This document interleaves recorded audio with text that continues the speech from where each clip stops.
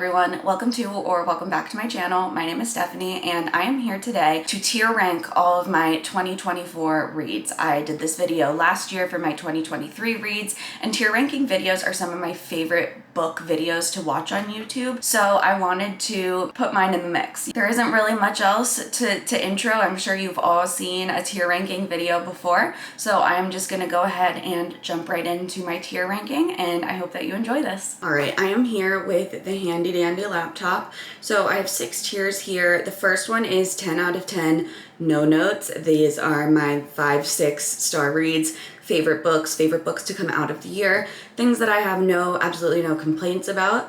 My next tier is great, would recommend. So these are books that I really enjoyed. I would recommend. They didn't quite give the 5-star feeling, but I really enjoyed them. Next, I have liked it. So these are books that I liked, but I didn't love. You know, they were good. I kind of wanted them to be great, but they were good. And they were a solid book. I've kept it on my shelf. You know, I would recommend it to maybe some people, but not everybody. So the next tier is not quite what I was hoping for. So these are books that just I wanted more. I wanted them to be something different. Maybe I liked the concept, but there were too many, for me, flaws in the execution in some way that made it a little more disappointing for me. The next tier is I read this, which are books that I just barely remember reading. Next, we have Simply Not For Me. These were the no's, ones that were simply not for me. I did not enjoy them. 1 star, wish I hadn't read it. I will, of course, give a little bit more detail as I'm putting in every book to discuss why they are in each tier for me. So let's go ahead and just get started. So unfortunately, we are going to be starting on a low note, which I hate to do, but Candy has to go into Simply Not For Me. This book, the author was racist. Like, this book, the way that races were described and how he had to emphasize the race of a certain character every single time the character was mentioned was such a no. It was just an absolute no. This is one of those books that was popular back when I was in, I don't know, middle school, and it kind of was, I don't know, gave me those like Ellen Hopkins vibes and stuff, so I wanted to read it just as a throwback. It was a hard absolutely not. It was about this girl, Candy, who was addicted to heroin, and like I said, I just could not get past the way that the author was describing the races of these characters. It was absolutely disgusting, in my opinion, so absolutely not. Hard no. And then this one is another just random book. This is Both Sides Now by Ruth Pennebaker. I'm going to put this in not quite what I was hoping for, because I thought that this was a book that was a childhood or young adulthood favorite of mine, and it wasn't the book that I was thinking of. It was still okay. It was about this teen girl whose mom was dying of cancer, and she was kind of struggling to keep her family afloat. It was a very emotional, you know, good book, but it just was not what I was hoping for. It was not what I thought that it was. The Museum of Ordinary People definitely is going right to great, would recommend. I really enjoyed The Museum of Ordinary People. Such a good literary fiction. I definitely recommend checking that one out. Killer Instinct. This is the second book in the Naturals series. I'm going to put this one in liked it, as well as All In, the third book, I'm going to put under liked it, because I did like these. The Natural series is a YA kind of Criminal Minds mystery series that also has a love triangle in it. The first book, The Naturals, was very much just like okay for me. I did like Killer Instinct and All In. And then I see Bad Blood here, the 4th book, and I'm going to put that with not quite what I was hoping for, along with the novella 12, because I didn't love the way that this series ended, as well as the way that it began. It was the 2 middle books that really worked for me. I think that this also read a little young for me. I don't think that I was quite the audience, but I do think that me, younger, would have really been obsessed with those books. One True Loves by Taylor Jenkins Reid, I did really like that. I'm going to put that under great, would recommend. This is her backlist. It is about this woman whose fiance or husband. Well, he's presumed dead in a plane crash, and then years later he comes back and she's engaged to someone else, and she kind of has to decide between the two of them. Very, very interesting premise. Dark Matter is 10 out of 10, no notes. One of my favorite books that I've ever read. Definitely one of my favorite books of the year. Really, really good one. A Good Girl's Guide to Murder is another YA mystery book. I'm going to put this under liked it. Again, I think it was just too young for me. It read way too young for me. I'm not going to continue the series. I'm just going to leave this as if it was a standalone. I would recommend it to a younger audience. Evidence of the Affair by Taylor Jenkins Reid. I think this was only like a 100-page novella, and I'm going to put it under liked it because I love Taylor Jenkins Reid's writing. Of course, it was quotable. It was just short. Last Night at the Telegraph Club. This is a queer historical fiction book that I absolutely was obsessed with. Another one of my favorites that I would definitely put up there in top books of all time. The Inheritance Games, not quite what I was hoping for. I was disappointed in this book. I think that Jennifer Lynn Barnes, she is also the author of The Inheritance Games, same as The Naturals. It's just too YA for me. But the concept of The Inheritance Games, I thought that I was going to be obsessed with it. A lot of people likened it to Knives Out or Clue. It was not what I was hoping for. It was, I don't know, the ending of it was interesting, and I would love to know how kind of that wrapped up, but not enough to get me through the next books. Not enough at all. She Drives Me Crazy by Kelly Quinlan. I'm going to put this under liked it. This was a cute YA queer coming of age little romance. Great for, I feel like, a YA audience. Lucy Foley's The Guest List. I'm putting this under great. Would recommend. I really enjoyed this mystery. I am looking forward to reading more of Lucy Foley's writing. I am going to read another book of hers probably soon. I want to do another one this year, but I was happy with The Guest List. I thought that it was enjoyable. Definitely more of a mystery than a thriller, but great writing. I remember that what I loved about this book was that it was multiple points of view, but every chapter ended in a way that it would make sense to go into the next person's point of view, and it still continued the story along in a forward pace. You weren't going back in time when you were going to new points of view, which I really, really, really enjoyed. Normal People. I loved Normal People because I loved the quotes in this book. I felt very seen, a past version of myself. I felt very seen in Connell, the character Connell. I am going to put this in 10 out of 10. It was a 5-star read. I still think about this book. I really enjoyed it. These Violent Delights. I am going to put this one in not quite what I was hoping for. I really wish that this book was told in a dual point of view, first person. I think that I really would have connected more to the story. It's a Romeo and Juliet retelling, but with rival gangs in Shanghai. It had so much potential for me, but the way that it was written it made me have a hard time connecting completely with the story. And also, Project Hail Mary, not quite what I was hoping for. I feel like this is an unpopular opinion for this book. I know people absolutely love Project Hail Mary, and I did give it, I think, 3.75 stars. I would probably put it at a 3.5. It just, the way that it ended and the direction that it took, I can see why people who don't really care for sci-fi loved that and the way that it went. I just was hoping for something a little different. Love and Other Disasters. I'm going to put this under liked it. This was just it was a queer, like, non-binary romance. The issue that I had with this was same thing kind of as These Violent Delights. The points of view, the way we were getting different points of view from different characters in the same chapters, it was a little bit hard to follow, and the writing wasn't my absolute favorite, but I did like it as just a quick little, like, mindless fun read. Malibu Rising, Taylor Jenkins Reid, no notes. Absolutely obsessed with this. It's a family drama, but you absolutely should read this is the order I think you should read them in. The Seven Husbands of Evelyn Hugo, Daisy Jones and the Six, Carrie Soto is Back, and then Malibu Rising.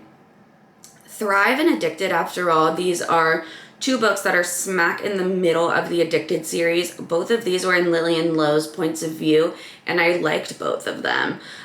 Thrive was everything that happened in the two books previously, but from Lillian Lowe's points of view, and I actually really enjoyed that because the whole time that I was in the previous two books, I was wondering what was going on with them. So I enjoyed that. And then Addicted, after all, is the last book in Lillian Lowe's point of view, I believe. And so it was kind of their conclusion, even though their story did continue on with the other Calloway Sisters books that I'm reading right now. But I did like that. And Some Girls Do. I'm also going to put this in like this. This was another just cute, queer, coming-of-age YA romance. And Local Woman Missing, I'm also going to put into liked it. I did like it. I was shocked by the direction that it took. Didn't see it coming, but it was an enjoyable reading experience for sure. The Golden Couple, I'm going to put on not quite what I was hoping for. It was just kind of like your classic popcorn thriller, but it was about this couple going to therapy, and I really was hoping that it would be more about the therapist being crazy and not the couple being crazy, but that is the direction that we went. The Hotel Nantucket, oh my gosh, I loved that book. I'm going to say great, would recommend. I do feel like it could almost be up in 10 out of 10. When I read it, I gave it a 4.5. It's my first Ellen Hildebrandt book. I absolutely loved it. I loved the different points of view. I loved the drama, loved the storyline, loved her writing. I really, really enjoyed that one. Oh, Verity. What to say about Verity? I'm gonna put Verity in liked it because I did enjoy reading it. It was really fast paced. It was very disturbing. It was fucked up. Like, definitely trigger warnings going into that book for certain things. It was my second Colleen Hoover book. I definitely liked it more than my first. So I'm going to keep it up there. Never Ever Getting Back Together, simply not for me. This was supposed to be a queer YA coming of age, but like reality TV, Bachelor, but the two contestants fall in love with each other instead.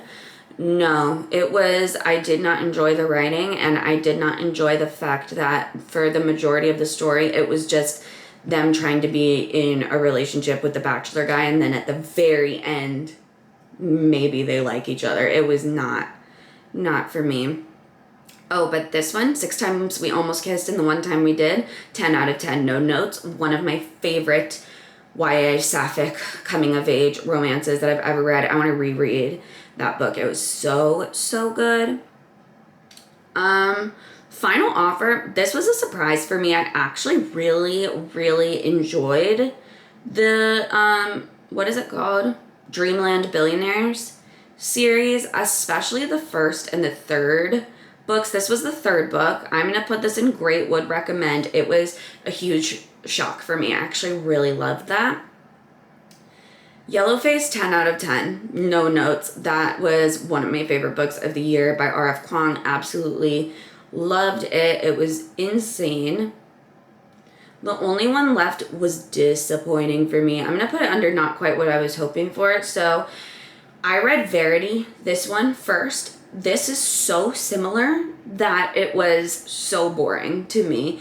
I don't know. I still think that if I would have read this one first, it still would have just been only okay. It was my first Riley Sager, and it unfortunately made me wary to try another one. A Curse for True Love. This was the third book in the, what is that called? Once Upon a Broken Heart series. I liked this one. I did. I'm going to put this one up here in liked it. Not So Perfect Strangers. This was just another quick Thriller, I'm gonna put it in liked it. It was not anything groundbreaking. I did kind of see the twist coming from a mile away, but I enjoyed watching it all go down. Everyone Here is Lying, kind of same thing. I did like it. Fun, bingeable reading experience, but the ending disappointed me. The Brightest Light of Sunshine, not quite what I was hoping for. It was very, like, manic pixie dream girl trope. It was a little bit, like, cringe. Bright Young Women. This is a hard one. I'm gonna say not quite what I was hoping for. Also, I get what this book was trying to do. I liked what it was trying to do, but for the most part, I had no idea where we were going with that story. Stars in Your Eyes by Kacen Callender. I'm going to say that I liked it. It was a really good, emotional, queer romance about two guys who are actors. They were fake dating to save the one guy's reputation, but it was very, very emotional as well. The Heiress by Rachel Hawkins. I read this, so I remembered nothing about this book. Absolutely nothing. I know on Goodreads I gave it a 3.75. I think that I had a fun time reading it. I couldn't tell you a single thing about this book. Not a thing. Darling Girls by Sally Hepworth, great. Would recommend. Really good mystery, domestic drama. I love Sally Hepworth's mysteries. I think that they're really great if you like I said, domestic, like family drama type of mysteries. Really good. No One Can Know. I barely remember this, but I'm going to put under liked it. Same thing, just like a domestic kind of mystery, but I definitely prefer Darling Girls. Kate Alice Marshall, this was my second book by her, and I liked it better than the first one that I read by her, but it also was not the most memorable story.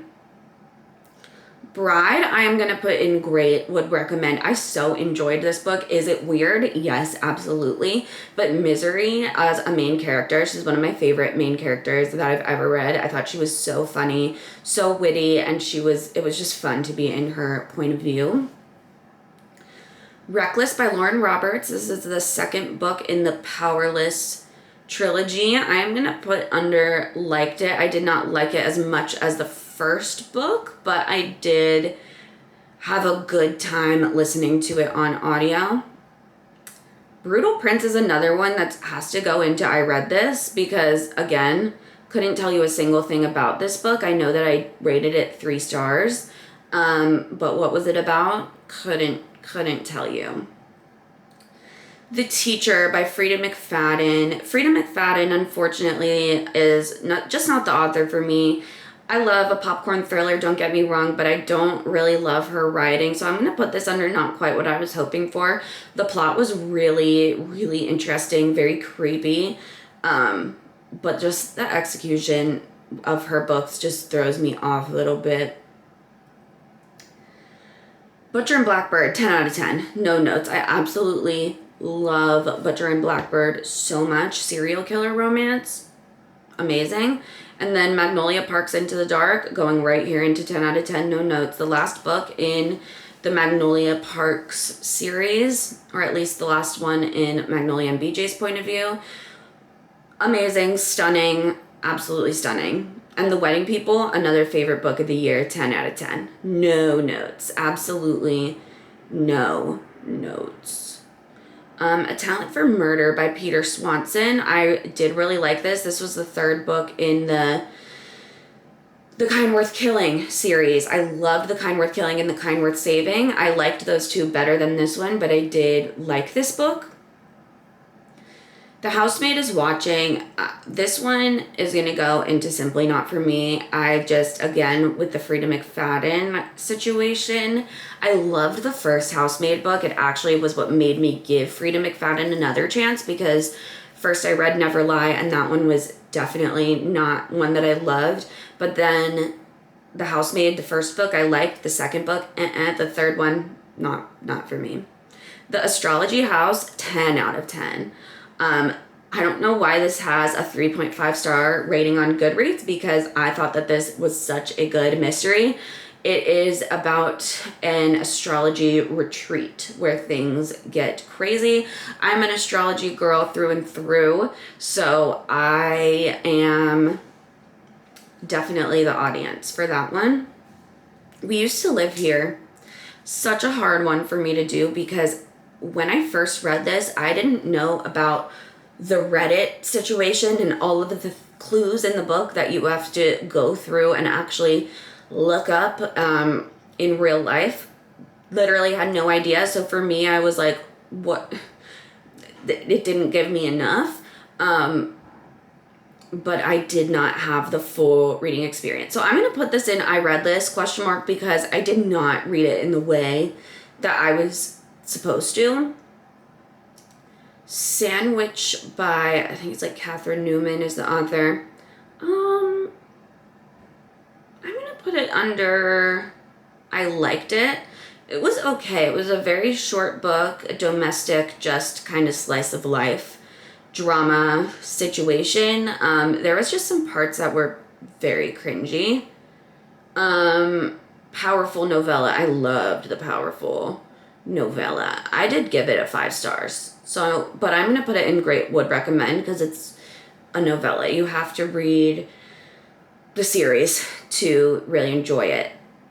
Variation by Rebecca Yarros. No, simply not for me. This was a romance and I really was not a fan. About Last Night, this was just a like popcorn lesbian adult romance. I had read it as an arc and I liked it. So I'm gonna put it right here. And then Powerless. Powerless, the first book, I liked it more than Reckless. But I didn't like it as much as Powerful, and I liked the third book the best. So I'm going to put this in liked it, but then I feel like, no, I'm going to, these aren't in order, but I'm going to put it in like the first part of liked it, because it really would go kind of in between those two. This one is, what is this called? The Perfect Fit. This was another sapphic romance. I'm going to put it in liked it because I really liked it up until about 80%, when the most crazy trope that you could put in was what they threw in. And it was a little wild, but it didn't ruin it for me. I still really liked it. Ghosted by J.M. Darthauer was just not quite what I was hoping for. It was a romance that just felt a little bit flat for me. Only If You're Lucky by Stacey Willingham. This one has to go under simply not for me. I absolutely loved her book, All the Dangerous Things, and I really liked A Flicker in the Dark. And then this one I was just really disappointed by. And then Terms and Conditions. This was the second book in the Dreamland Billionaires. This was my least favorite one, so I'm going to put it in liked it. Okay, these ads are killing me, but here we are. All right, The Ballad of Never After. This was the second book in the Once Upon a Broken Heart series. I was so excited for this book because it was so aggressively hyped up, and I was slightly disappointed by this second book, so I'm going to put it into not quite what I was hoping for, unfortunately. But then the fine print, the first book in the Dreamland Billionaires, will go right into great. Us Against You by Friedrich Bachmann. This is the second book in the Beartown series. I'm going to put it into great would recommend. I liked it a lot better than the first book. The Overnight Guest. This was an amazing thriller. This is one of my favorite thrillers of the year. I'm going to put it right up here into 10 out of 10. No notes. Loved it.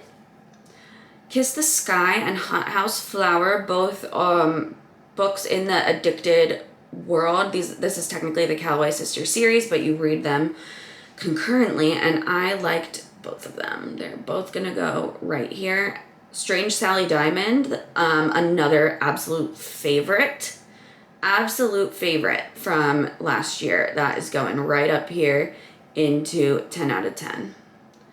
No notes. Okay, Their Vicious Games. Um, I kind of remember, so it was a satire book. It was very, very interesting. I really did like the conversations and the topics that were brought up here. I'm going to say liked it. I think it feels right going there. Listen for the Lie. This was a fun thriller with a podcast element. I'm going to put it under great, would recommend. So it was a good one. I liked it. She's Not Sorry by Mary Kubica put me in the worst book hangover of all time. I absolutely could not stand that book. I thought it was so not it as a thriller.